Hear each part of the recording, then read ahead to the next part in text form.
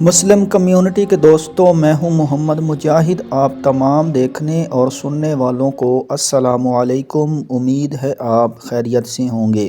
دوستو، آج کی ویڈیو میں ہم ایک ایسے حکمران کے بارے میں آپ کو بتائیں گے جس نے دلی کو تاراج کیا۔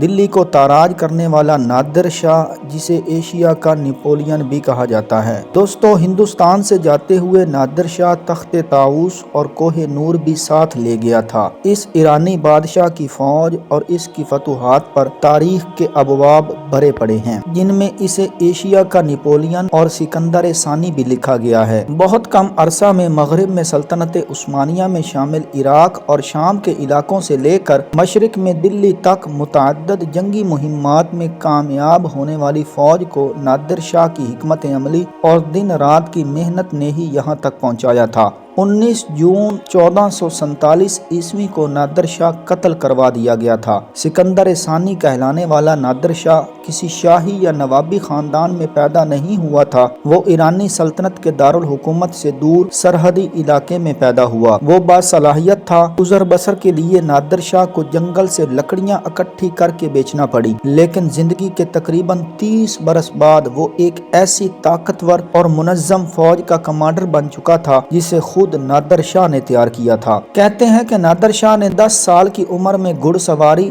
اور شکار کرنا سیکھ لیا تھا۔ وہ تیر اندازی اور نیزہ بازی میں ماہر ہو چکا تھا۔